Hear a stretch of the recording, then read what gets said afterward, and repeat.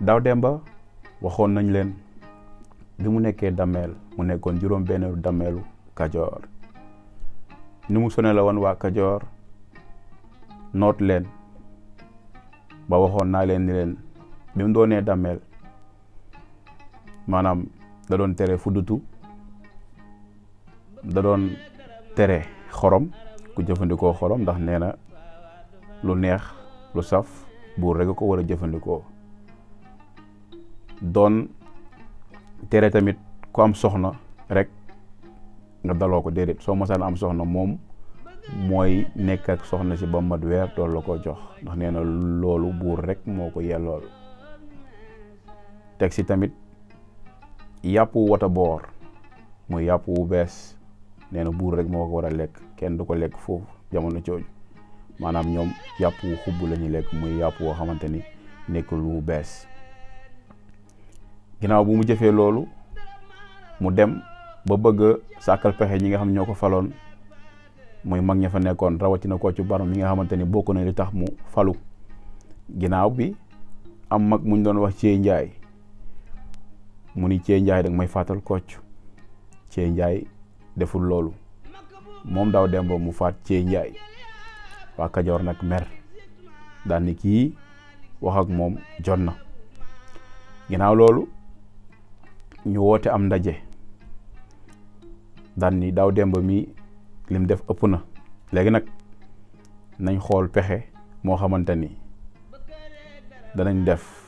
tout ba mu génn Kajoor te deret du tuuru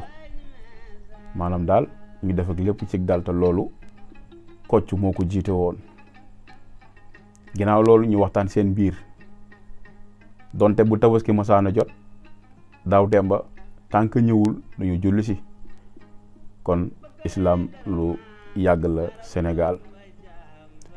ginnaaw ba nag ñu ni bu Tabaski bi joo ñëwee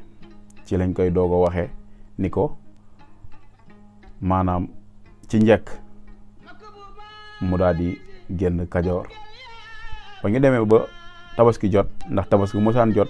moom la ñuy xaar pour mu ñëw ñu julli waaye moom gis na ni Tabaski jot na woowuñu ko xaaruñu ko ñu am ku nu yabal ñu ni ko demal nga wax Daaw Demba mu génn Kajoor balaa muy am lu ko metti kooku ba mu demee wax ak Daaw Demba ni ko waa Kajoor nee na dañoo bëgg nga tekki sa ndombal tànk te génn Kajoor balaa moo ñaaw bañ ko waxee mu xam ne waa Kajoor mere nañ ko ndax Tabaski jot na woowuñu ko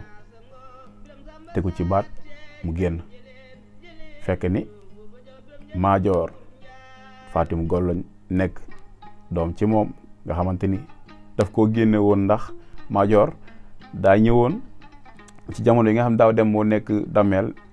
xamal ko daal ni ko Kajoor instant bi sonn nañ lool ngir di waxtaan ak moom Daaw Demba ni ko man sa baay laa te na mujj tey nga ñëw di wax ak man ni daal koy génne am na sax ñuy wax naan Maajoor moomu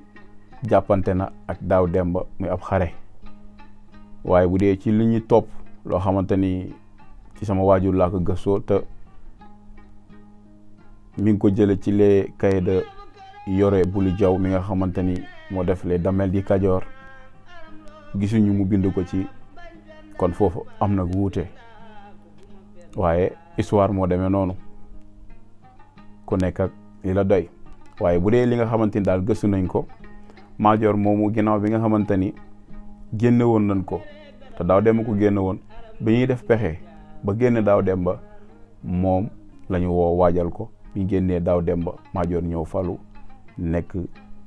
juróom-ñaareelu Damel Daaw Demba nag ñu génn ko mu dem Waalo waaye li ñuy wax jikkoog borom pax ndax foofu ba mu fa demee am na fa jabar ba mu fay doom waaye li ñuy wax naan jikkoog borom pax nit lu mu tàmm rek loolu lay woy mu commencé fa indiwaat jikko ji nga xamante ni moom la doon def ci Kajoor ba mu nekkee Damel waa dëkk ba tamit génn ko dëkk ba pare tas soxna si nga xamante ni mayoon nañ ko fa mu daal di génn daal di dem ndax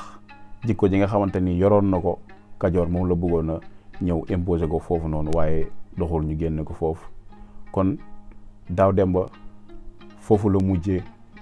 yéen ñi nga xamante ni yéen a ngi doon topp ci histoire Daaw Demba mu nekk nag lu existé ndax histoire la rek mu nekk loo xamante tamit wax naa leen fi nga xamante ni fi lañ ko sukkandikoo nekkul loo xam dañ koo inventé ci les cahiers de Yoro Buli Diaw kuy gëstu Mboor xam nga ko. aca gars yi loolu moo nekkoon histoire Daaw Demba comme nu mu leen ko nettalee ci commencement ba Daaw Demba kon foofu la mujjee yéen tamit seen réaction Daaw Demba mi mu dellu si waatoon jamono fii yéen naka ngeen koy gérer maanaam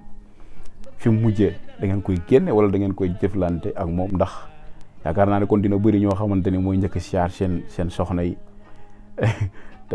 te aussi tamit gëm naa ni kon yàpp wata boo du ngeen ko lekk te tamit du ngeen fuddatu kon bu ñëwaatoon jamono ji yéen naka ngeen koy gérer acca ci commentaire yi